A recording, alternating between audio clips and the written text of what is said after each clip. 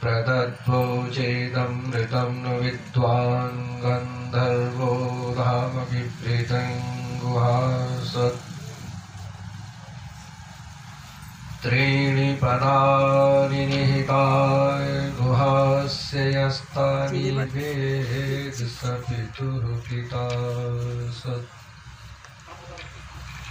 ॐ नमो ब्रह्मणे नमस्ते वायुत्वमेव प्रत्यक्षं ब्रह्मासि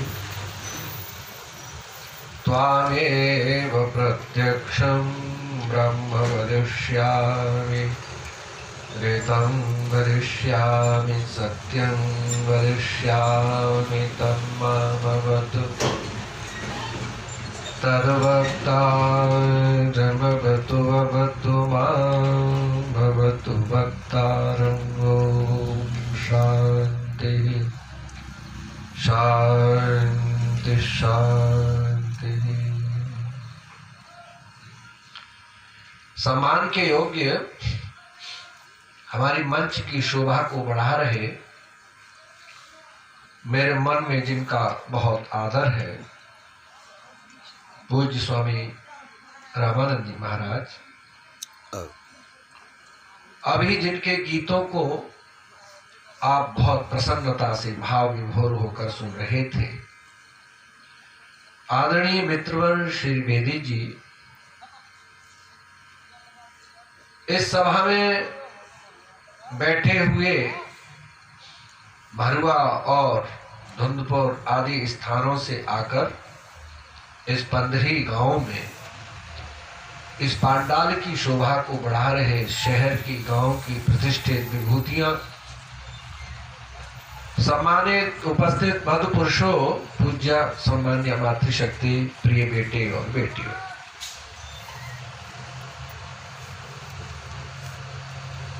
बेदी जी के गीतों को सुनने का साहस मैंने 2-3 जगह देखा। एक तो इस इलाके में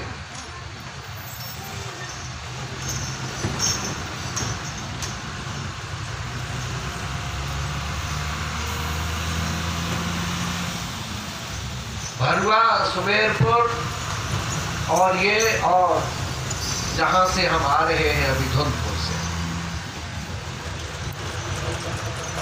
और एक मैंने देखा लखनऊ को जाते समय इलाहाबाद से एक कुंडा प्रतापगढ़ जगह पड़ती है, वहां लोगों ने बहुत ध्यान से सुना। बाई चांस में वहां था, ये भी थे।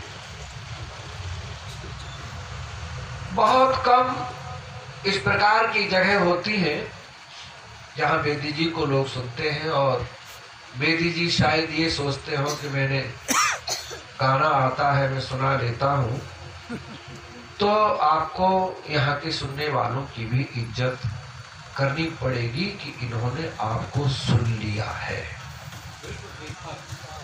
और मैं प्रदीप की मैं काफी स्तुति करता हूँ, प्रशंसा करता हूँ कि ऐसा बालक आपके यहाँ का है, और आप सबके कर्तव्य को याद दिलाता हुआ ये कहूंगा कि इसको सुरक्षित रखो। दुनिया में पैसा एक ऐसी चीज है जो सबको आवश्यकता होती है, तो ये आदि समाज के मंच को छोड़कर और कहीं न जाने पावे, इसका ध्यान रखना होगा, अन्यथा तुम्हारे हाथ से ये निकल जाएगा। वो पैसा देते हैं और हम चूसते हैं, इतना फर्क है। बुरा मत मानना आप, सही सारी जिंदगी मैंने भोगा है, ऐसे इसलिए कह रहा हूं। तो जो रोटी खाने के लिए जाएगा और फिर जिस संगत में जाएगा उसका प्रभाव उस पर पड़ता है। ऐसा नहीं हो सकता कि काजर की कोठरी में कोई प्रवेश करे और बिना काले हुए वापस लौट आवे, ये संभव नहीं है। तो इसको हमें रखना है। भैया आज तुम्हारा माइक ऐसा चल रहा है जैसे मुझे तो खैर है कि जुकाम हो ही रहा है थोड़ा, बेबी को भी जुकाम बना दिया। तो भींचता क्यों है गला तुम्हारा, ये बताओ। तुम इतने मशीन लिए बैठे हो तो इसको ठीक करो। अब देखो अभी आवाज आनी शुरू हुई। मातृशक्ति और बंधु आराम से सुनना सब जने। दुनिया में सत्संगति क्या करती है? मनुष्य की बुद्धि की जड़ता को हरती है। आपने पकड़ी मेरी बात? नहीं पकड़ी, बताओ। मनुष्य की बुद्धि की जड़ता को हर लेती है। जड़ता से क्या तात्पर्य है? कि कोई समझा रहा हो, बहुत समझा रहा हो, पर समझ में ना आ रही हो। तो बड़े बूढ़े लोग कह रहे थे क्या जड़ी है जो तेरी समझ में नहीं आ रही? व्यक्ति चेतन है, समझ में आ नहीं रही, तो जड़ का प्रभाव है, जड़ता का। क्यों? मिट्टी के ढेले को सुबह से शाम तक समझाओ, समझ में नहीं आएगी। क्यों? कि उसमें जरा सा भी ज्ञान बोलो नहीं है। भैया मेरे शब्दों पर ध्यान देते रहना। जरा सा भी ज्ञान नहीं है, इसलिए मिट्टी का ढेला उपदेश देते देते भी कोई प्रभाव नहीं पड़ता, क्योंकि ज्ञान नहीं है। रे मनुष्य, तुझ पे तो थोड़ा बहुत ज्ञान भी है, तो किसी से ज्ञान लेकर अपनी बुद्धि को बढ़ा ले, यही जड़ता का। जात्यम धियो हरति, आगे को संभालना। और बुद्धि की जड़ता को हरकर बुद्धि में ज्ञान भरकर, ज्ञान से आत्मा का संबंध स्थापित कर, आत्मा में चेतना को जगाकर, ये सत्संग व्यक्ति की वाणी में सत्य को सींचता है। मैं यूं भी कह सकता था कि उसमें सत्य ला देता है। मैंने भाषा क्या बोली? सींचता है। सींचना कर जानते हो? बताओ। तुम गांव के आदमी हो, खेतों में पानी देते हो, सींचना कर बताओ। सींचना का अर्थ है कि मिट्टी का ऊपर से नीचे तक एक एक कण, जल्दी बोलो, भीग जाए। अर्थात आत्मा से उठी हुई आवाज में सत्य सींचता हुआ बाहर आए और बाहर आकर के लोगों को सत्य का भी ज्ञान करा दे, उसका नाम सींचना है। अब आप सब ने बताइए, दुनिया में विश्वास किस बात से होता है? वचन से।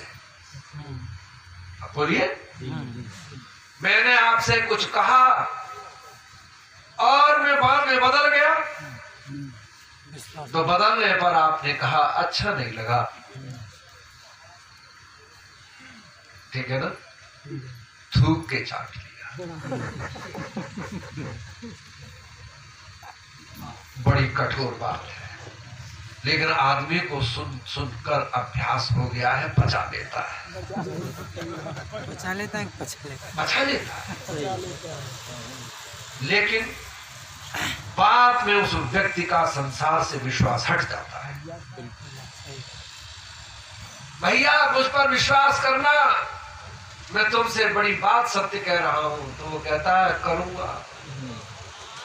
पहले भी तेरा विश्वास के योग्य नहीं था और तू आज भी घात कर सकता है मेरे साथ। क्या बात है।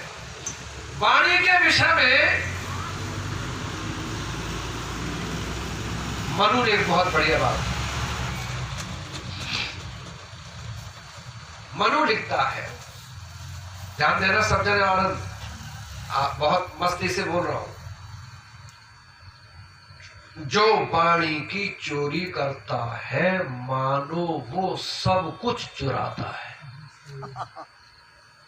आप नहीं सोचे होंगे शायद, नहीं आपने विचार किया। मैंने इतनी बड़ी बात कही तो आप मेरे साथ नहीं होंगे, मैं मानता हूँ, पर समझाना मेरा काम है। नहीं होंगे, हम इतना दान कर। वाणी की चोरी करने का मतलब है सब कुछ चुराना। अब आप कहेंगे कैसे? देखो ये क्या है, आपसे बुलवाना चाहता हूं, ये चेहरा है।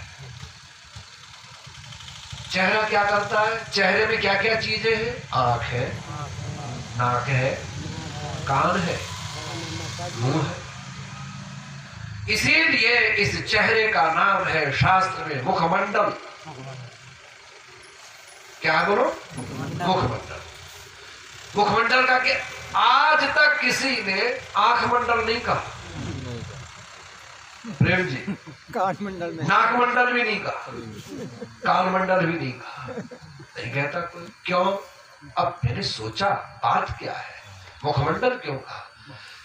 आंख देखती है पर ये नहीं कहती कि मैंने क्या देखा है।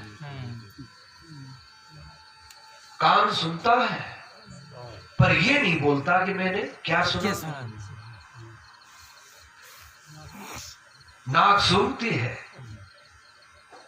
ओहो नमस्ते,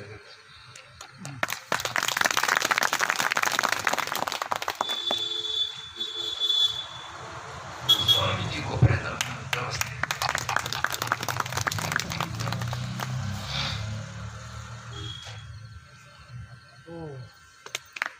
आ जाओ मित्र, बहुत आपका धन्यवाद करता हूं। यद्यपि हमें इसकी आवश्यकता नहीं थी, लेकिन मित्र ने पहनाई दी है तो पहनूंगा।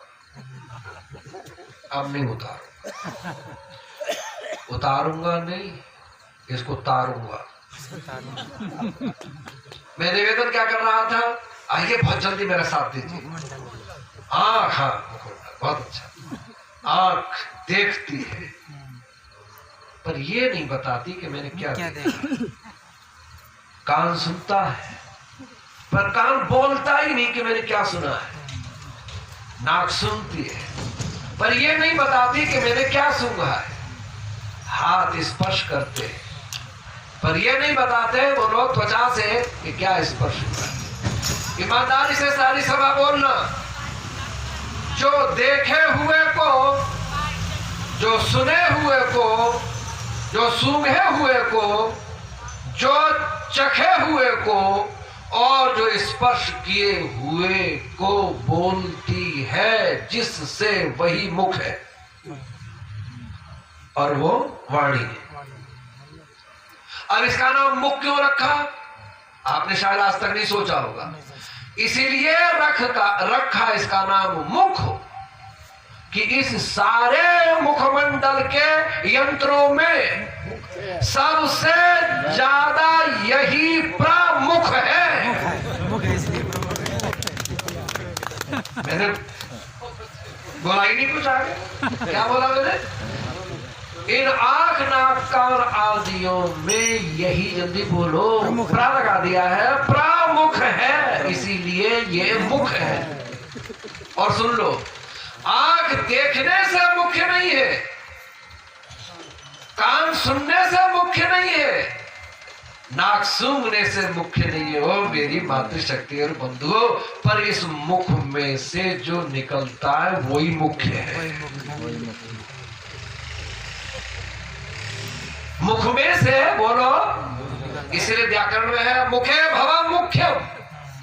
जो मुख में हो और जो मुख में से निकले वही बोलो मुख्य है। इसीलिए इतना मुख्य है कि व्यक्ति इसी पर विश्वास करता है। अरे भैया वो आदमी बहुत अच्छा है, उसके मुंह से जो निकल जाता है वो पत्थर की बोलो तो सही लकीर है, वो विश्वास के योग्य है। और अब अविश्वास की बात करता हूं, वो तो आदमी बहुत अच्छा, वो आदमी अच्छा है, बोले क्या? आज तक उसने कभी सच बोला ही नहीं।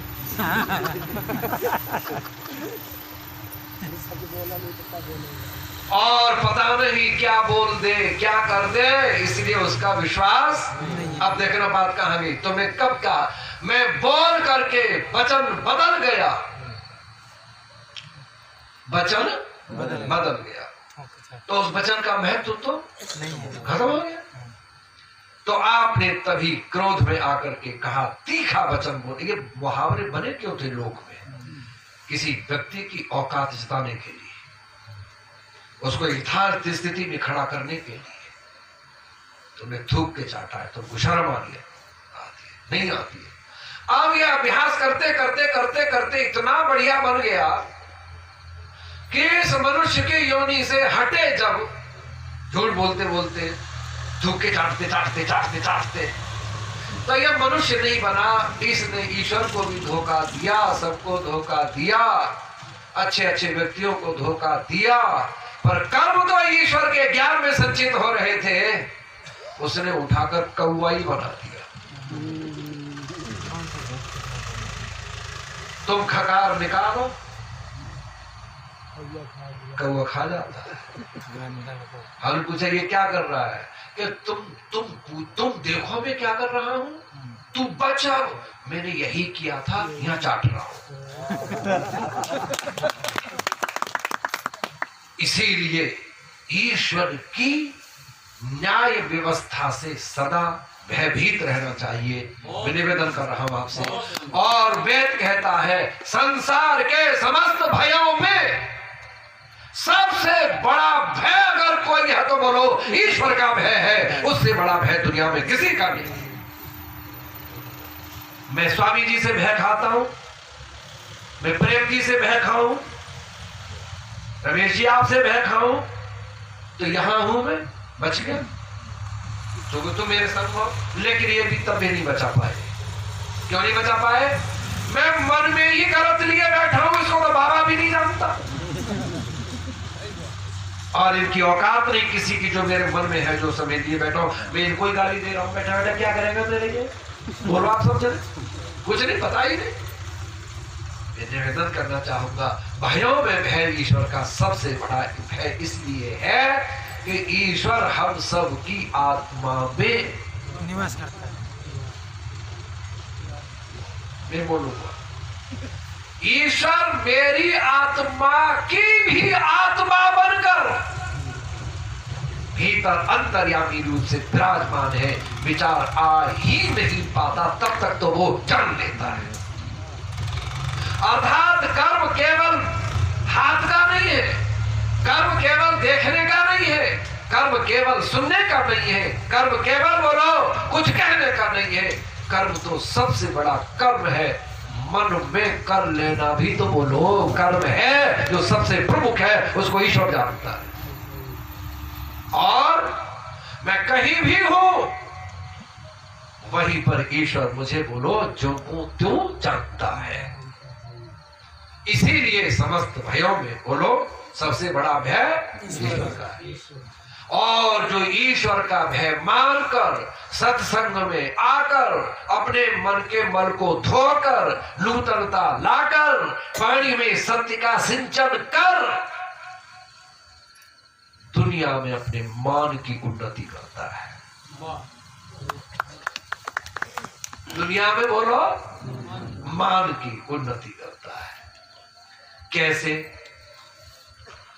अब साहित्य की बात करेंगे आपसे और बड़ी व्यावहारिक रूप से। बेदी जी, एक वाटिका में अनेकों पुष्प लगे हुए खिलते हैं अपने पौधे पर, और वो रूप से युक्त होकर मनोहर होते हैं, आंखों को लुभाते हैं, मन को भी उधर आकर्षित करते हैं, और गंध से भी अपनी कीर्ति बोलो बिखेरते हैं। इतना ही नहीं, एक संकेत भी करता है।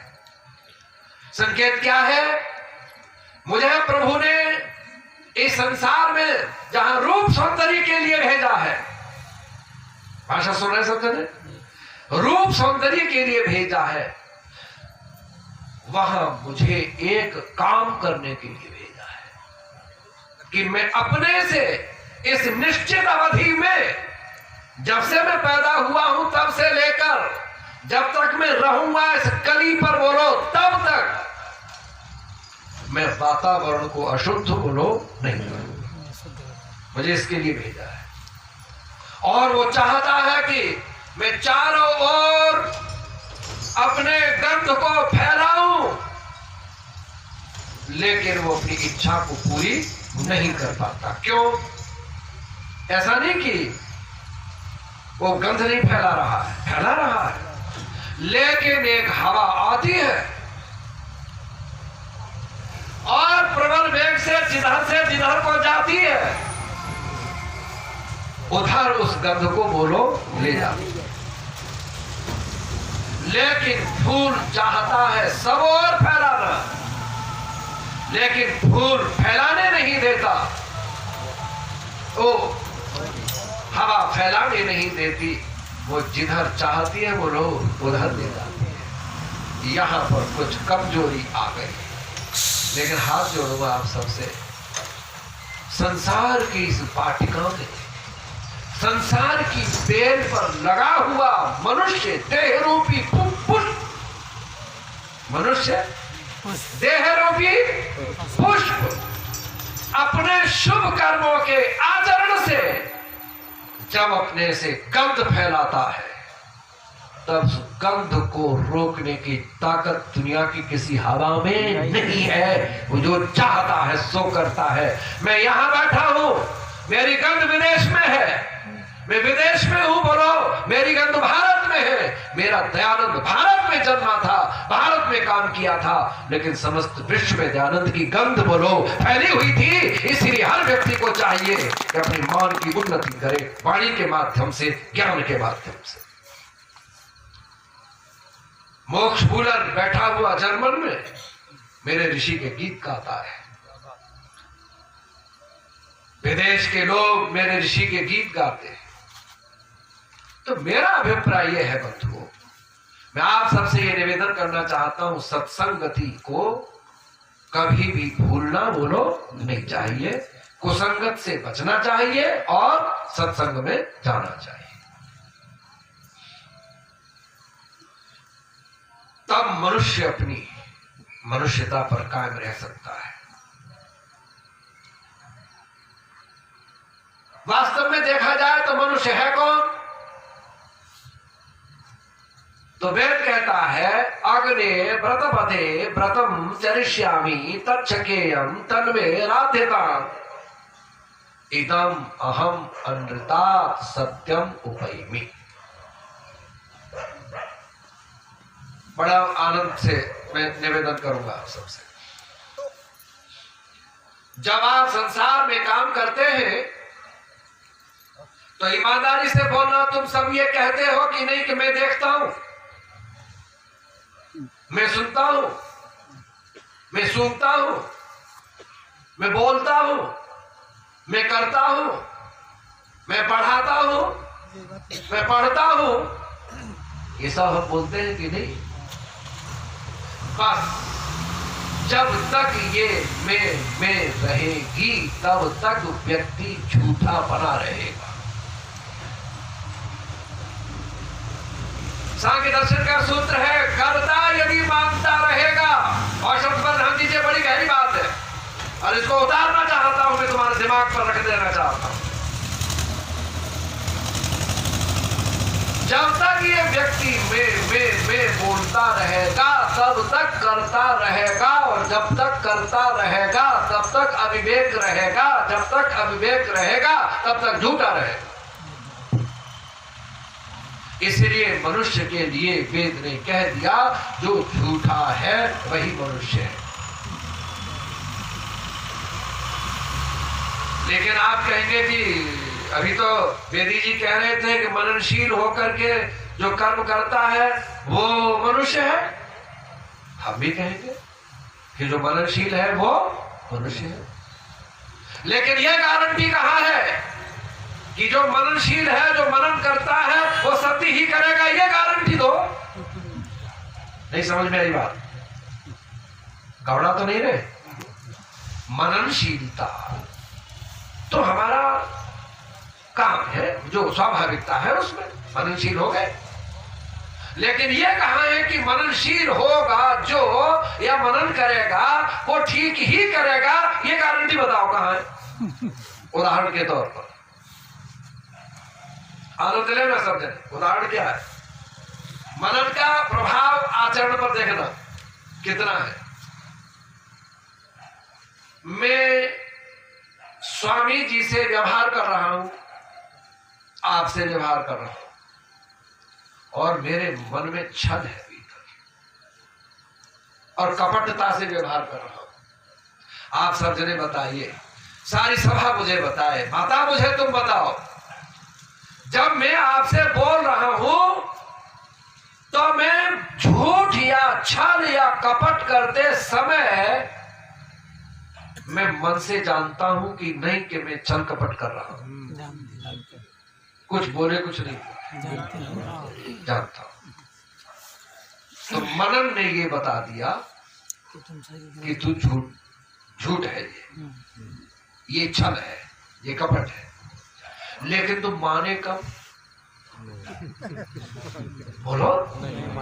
इसीलिए मनन का सिर्फ इतना महत्व है कि तुझे कर्म करते समय वो ये बता देता है कि तुम झूठ कर रहे हो, झूठ बोल रहे हो, लेकिन मनन ये नहीं रोक सकता कि तुम झूठ न करो।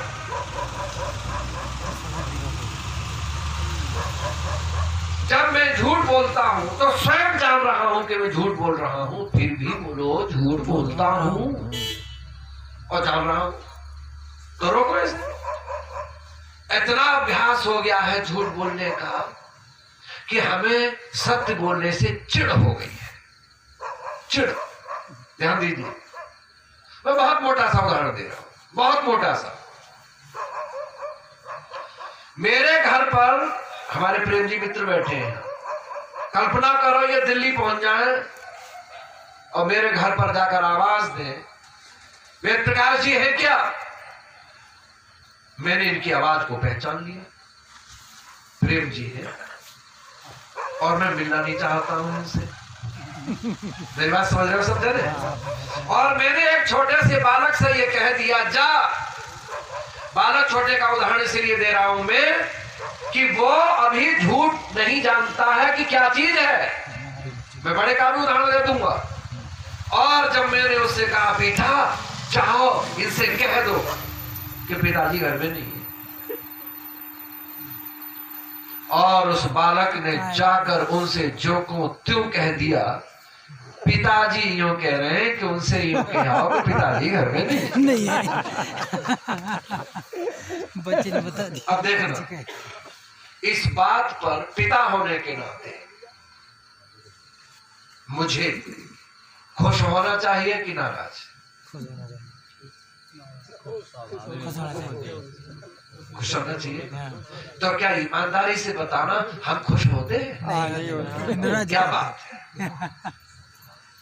जब वो ये कह रहा होता है कि पिताजी यूं कह रहे हैं कि उनसे ये कह दो कि पिताजी घर में नहीं है, उस समय मेरी देह में आग लग रही होती है।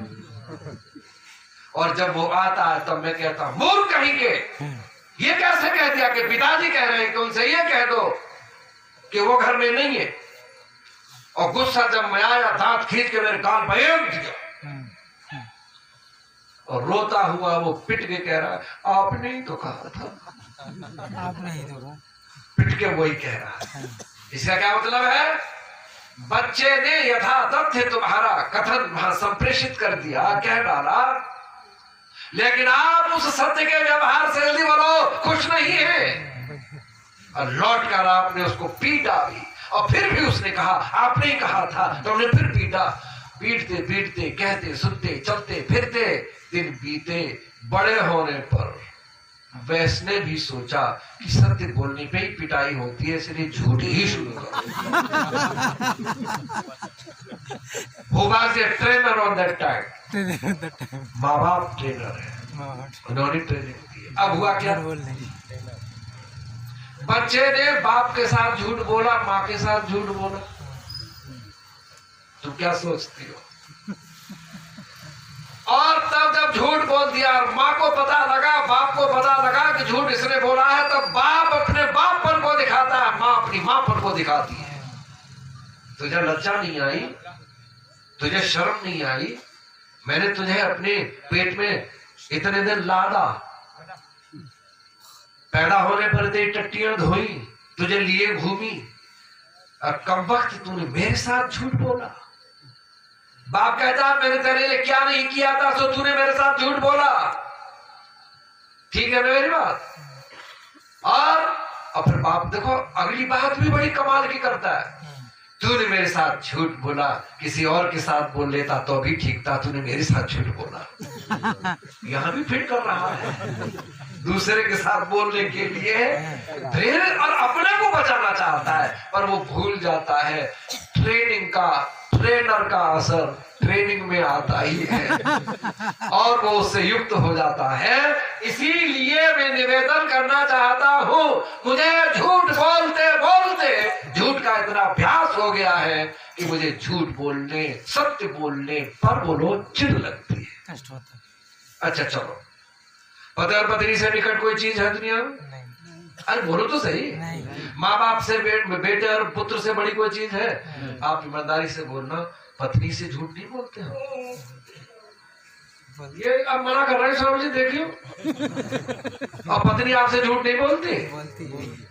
और झूठ इस इरादे से बोलते हैं शायद कभी पता नहीं लगेगा, लेकिन आगे चलकर किसी व्यवहार में बात खुल जाती है तो पत्नी पूछती है आप तो उस दिन तो ये कह रहे थे और आज ये कह रहे। नहीं नहीं नहीं, नहीं वो बात कुछ और थी, कुछ और नहीं थी, बात वही थी। तू पकड़ा गया। कारण सत्य को असत्य को बोलते बोलने पर व्यक्ति छिपा पाता नहीं है और भूल जाता है कि कब क्या बोला था। मैं हाथ जोड़ूंगा आपसे, झूठ बोलने पर याद रखना पड़ता है और याद रख पाता नहीं, पकड़ा जाता है। याद रखना, और सत्य को कभी याद रखने की जरूरत है नहीं, क्योंकि सत्य सत्य होता है, उसको याद रखने की जरूरत पड़ती है। आपस में क्लेश कहां है? सत्य बोलने पर। अब हम अपनी सुना रहे हैं, हम बड़े पंडित बनते हैं ना, ये वेदी भी बड़ा उपदेश करता है, मैं भी बड़ा उपदेश करता हूँ। अब सुन, हम मेरी मूर्खता मेरी सुन, अपनी सुना। मुझे दिल्ली से एक फोन आया, रात का समय था, मैं आया थका हुआ कहीं से, राव साहब जी दूर बैठ गए। ना वो घुटनों का इशारा तो कर रहे हो, पर कुर्सी का इशारा तो मत करो। हुआ क्या कि रात में प्रेम जी, मैं थका हुआ आया कहीं से 11 साढ़े 11 बजे, और उस आदमी की भी बड़ी हिम्मत समझता हूँ, 11:30 बजे के लगभग फोन किया और उसने मुझे प्रोग्राम लिखाया करता रहा मैं, और मैंने लिखा भी नहीं और मुझे याद भी नहीं।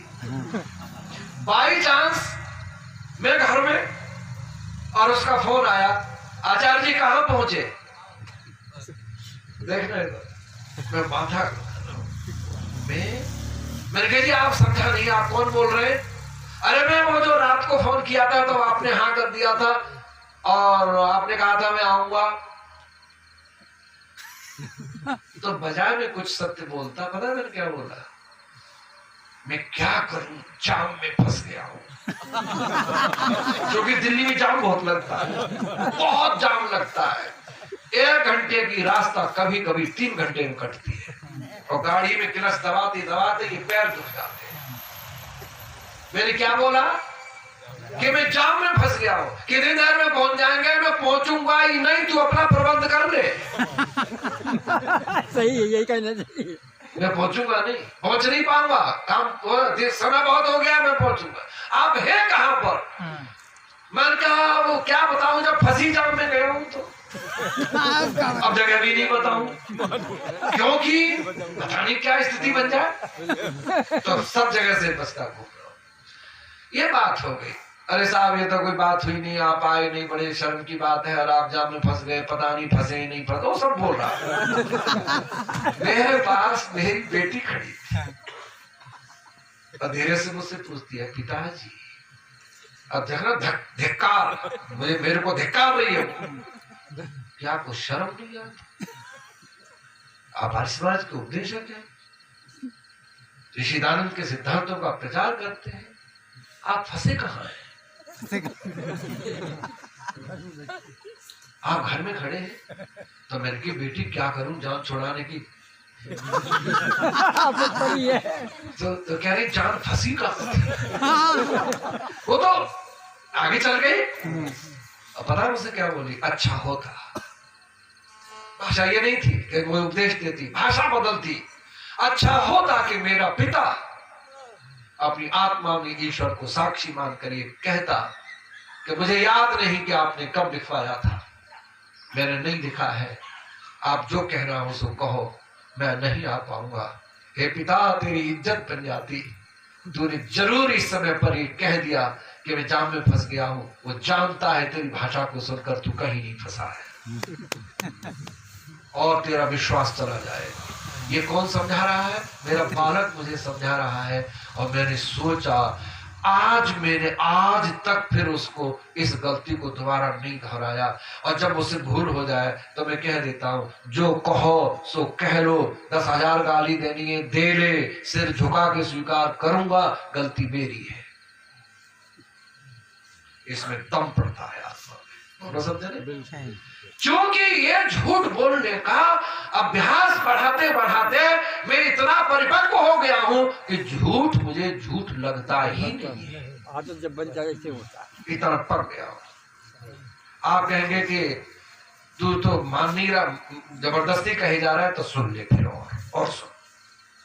मैं घर से निकला, अटैची मेरे हाथ में, थैला मेरे हाथ में, अथवा मैं दुकान जा रहा हूं।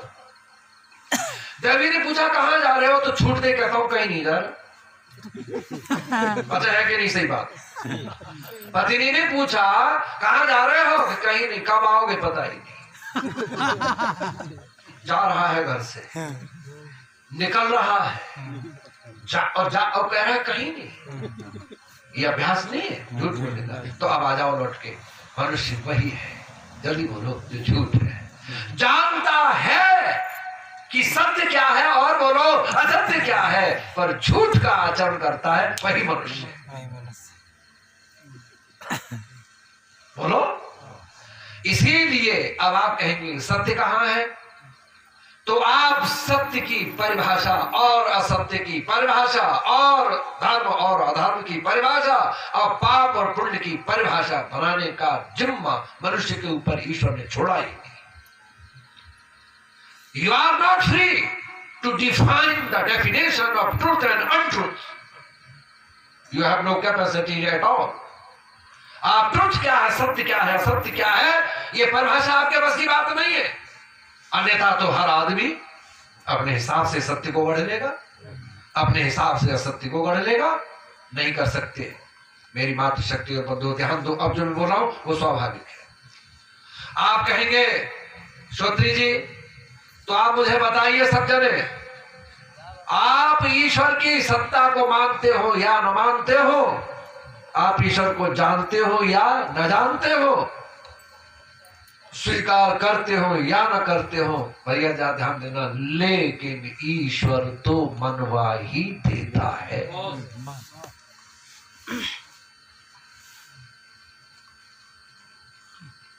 ये मोबाइल है, इसको मोबाइल, अब हालांकि मोबाइल भी बड़ी चीज है, हम बड़े होशियार बनते हैं। मोबाइल मेरा मोबाइल खराब हो गया, पानी में गिर गया था, बड़ी मुश्किल से ये एक मोबाइल लिया, बेटे ने नंबर डाल दिए इसमें, मैं होशियार इस जेब में, अब भी आदत खराब है, यहां रखता हूं, जो चला निजामुद्दीन रेलवे स्टेशन पर निकाल लिया किसी। मोबाइल बड़ी चीज तो नहीं, लेकिन निकाल दिया। अब मैं आपसे यही कह रहा हूं, क्या ये मोबाइल यहां पड़ा है और इस मंच पर है, पंडाल में कोई है नहीं, पंडाल में कोई नहीं है, मैं उधर से घुसा हूं, मैंने इस मोबाइल को यहां पड़ा देखा, मोबाइल चमक रहा है, अच्छा लगा। अब मैं आपसे जो जो पूछो सो बताते रहना। मोबाइल को देखते ही मेरे मन में ये आ गई कि ले लो, इस उठा लो। सारी सभा मुझसे बोलना ईमानदारी से, जिस समय मेरे मन में ये आई थी कि मैं इसे ले लूं, उस समय भीतर की आवाज थी कि नहीं थी कि तुम्हारा नहीं है? बिल्कुल ठीक। बोलो माता, हाँ, सही। ये कहां से आई आवाज?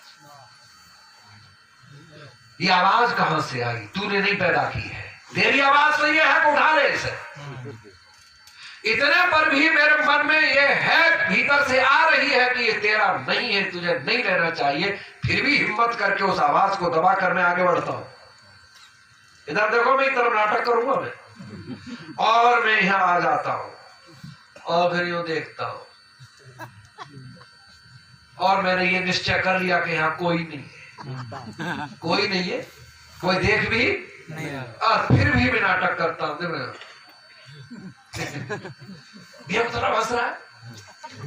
अब ये अपने आप से पूछ तो से हंस क्यों रहा है? तो कोई पूछे अगर कि तू यहाँ क्यों खड़ा है, वैसे ही आगे खड़ा हो गया था और आया इसे लेने।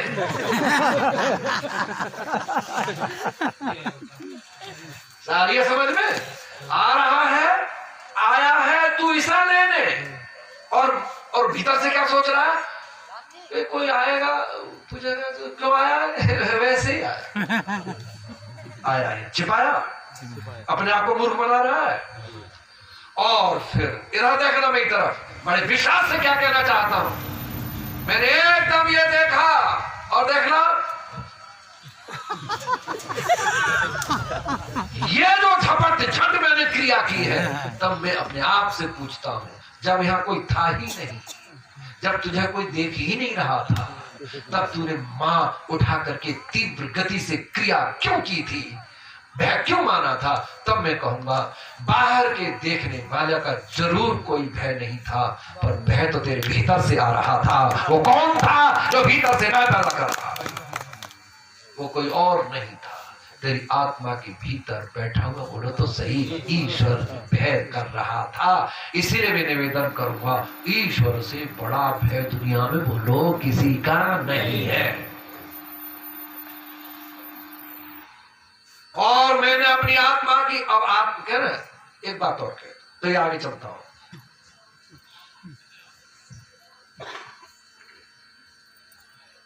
जब कोई मुझे प्रेरणा दे, कर लेना इस काम को, क्या रखा है, तो समझदार आदमी कभी कहते थे पुराने, आज का नहीं कहेगा, ए भाई साहब मुझे आप उपदेश देने की कोशिश मत करो, मेरी अंतरात्मा गवाही नहीं। बोलो सच है कि नहीं? कि मेरी अंतरात्मा क्या चीज है? मेरे आत्मा के अंतर के भीतर बैठी हुई जो ईश्वरी सत्ता है, जिसको तू मान नहीं रहा है, वो स्वीकार, बोलो गवाही, गवाही पर स्वीकार नहीं, गवाही नहीं देती, अर्थात मुझे इस कर्म के लिए मना करती है, और मैं करता हूं। अब आप कहेंगे बेदी ठंड लग रही है तो सो जा।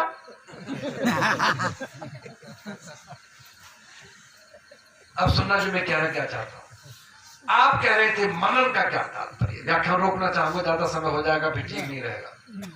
मनन का क्या तात्पर्य है? ओ मेरे माता और बंधुओं, यदि जीवात्मा के पास मनन न हो तो ईश्वर की दी हुई प्रेरणा का विचार कौन करेगा? रमेश जी पकड़िए आप इस बात को। मनन के माध्यम से ईश्वर ने अपनी सत्ता की गवाही को स्वीकार करवा कर, और यह स्वीकार करवा करके तू गलत कर रहा है, तुझसे तेरे ही कर्म की मोहर लगवा दी। यार ये समझ में नहीं? मेरे ही कर्म की, मुझसे ही, मेरे ही मनन से मेरे किए हुए कर्म पर बोलो मोहर लगवा ली। अगर मनन न होता तो तू यथार्थ जानता नहीं तो कर्म का कोई फल भी बोलो मिलता नहीं। याद करो सब जने, बिना मनन के किए हुए कर्म का अंतःकरण पर कोई संस्कार अंकित होता नहीं है, और खेत में बीज के बिना कभी कोई चीज उगती नहीं है। अंतःकरण के खेत में मेरे किए हुए कर्मों का जो मेरे कर्तापन की मोहर थी, वो अंतःकरण पर बीज बनकर पहुंच गया है। अवसर आने पर कभी न कभी वो लोग फल देगा ही देगा, वो तेरी है, अन्यथा ईश्वर को कर्म का फल देने का कोई अधिकार ही नहीं है।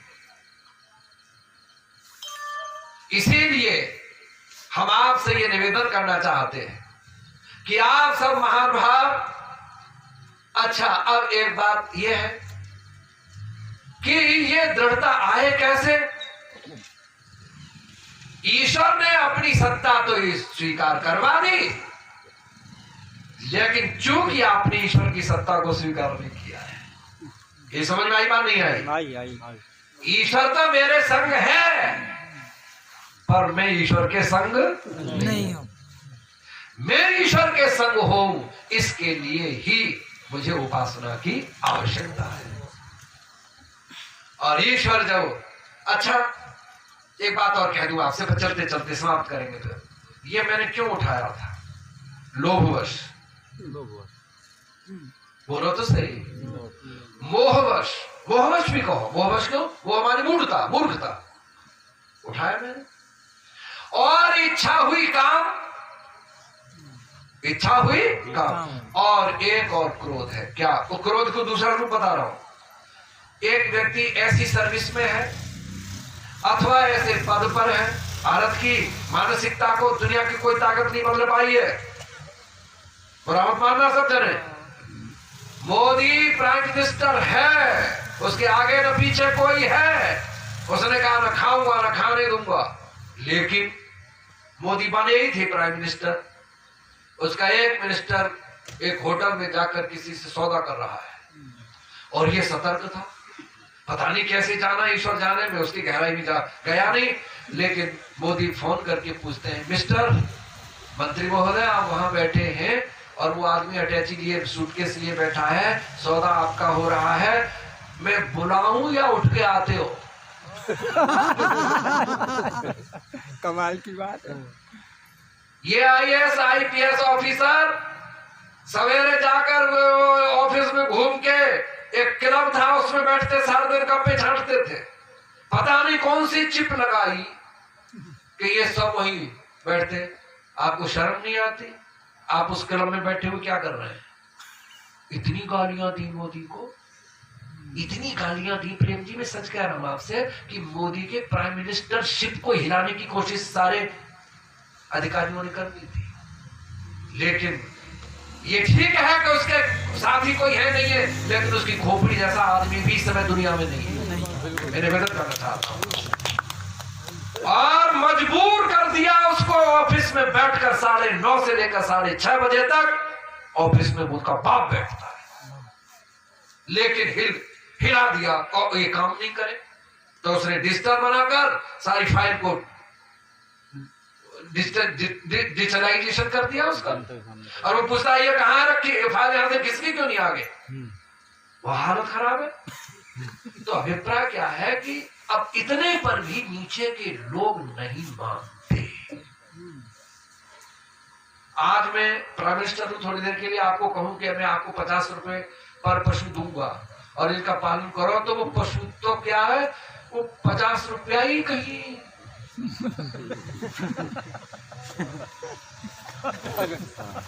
और वो सूख गई, गाय मर गई। और ये हो रहा है।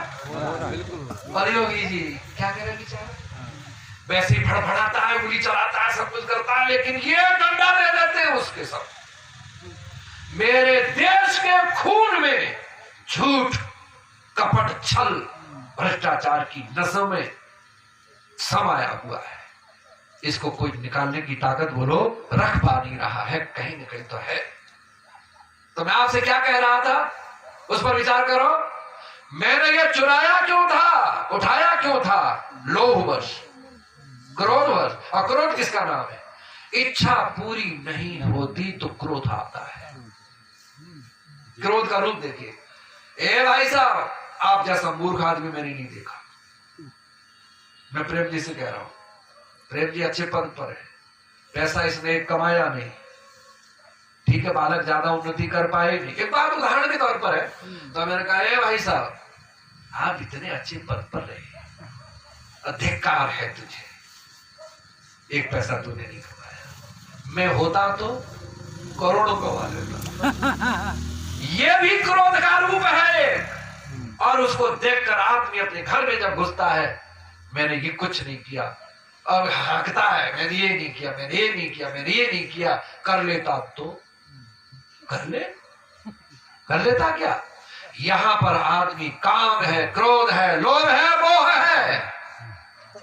और आपसे विश्वास करके जा रहा हूं, लास्ट वाक्य है मेरा, दुनिया में कोई व्यक्ति काम, क्रोध, लोभ, मोह को हटाने की ताकत बोलो नहीं रखता है। लेकिन मेरा साथ दे दो सब जने, लेकिन जो व्यक्ति ईश्वर की उपासना करता है, उसके अंतरात्मा में ईश्वर अपनी शक्ति डालता है और इतना बल बना देता है, इतना बल कि काम, क्रोध, लोभ, मोह उठने की ताकत तो रखते, तब बहुत बड़ी बात है, उनको भूंज के रख देता है और वो उठते ही नहीं है और गलत काम बोलो होता ही नहीं है। ये सबसे बड़ी बात है। तो काम, क्रोध, लोभ, मोह को केवल ईश्वर की शक्ति ही मार सकती है, व्यक्ति की बस की बात बोलो नहीं है। मैं आपसे सच कहना चाहता हूं, तो मनुष्य तो सुरक्षित रह जाएगा और उसका परिणाम दीनहीन रहने पर भी, कम वस्त्र होने पर भी, आर्थिक विपन्नता होने पर भी व्यक्ति संसार में यश पाता है, कीर्ति पाता है और उसके आत्मा में एक बल रहता है, मरूंगा, भूखों मरूंगा, लेकिन गलत काम नहीं करूंगा। एक बात और कहना चाहता हूं, आप सोचते होंगे कि अगर मैं गलत काम कर लूं या कर लूं तो सुन लो मेरी बात, ऐसी ऐसी योनियां फिट हैं कि वहां सिवाय दुखों के कोई चीज बोलो है ही नहीं। आप समझ लेना, एक बात फिर चर्चा करूंगा आपको कल दिन में, भूखों मर जाना, दारुण दुख उठा लेना, मनुष्य जन्म को पाकर अधर्म मत करना, पाप कर्म मत करना, योनियों में यदि चले गए तो कोई दुर्गति के अलावा कोई रास्ता तुम्हारे पास बोलो नहीं है। लेकिन अगर मर जाते हो धर्म पर और अभी मर जाते हो और दारुण दुख भी उठाने पड़ते हैं, तो अगला जन्म तुमको बहुत अच्छा मिलेगा। इस आशा के साथ अच्छे कर्म करते चले जाना, मनुष्यत्व से हटकर देवत्व को प्राप्त करना, यही आपसे कहना चाहता हूँ। धन्यवाद आप सबका। इन शब्दों के साथ यही पर विराम लेता हूँ। ओम शांति।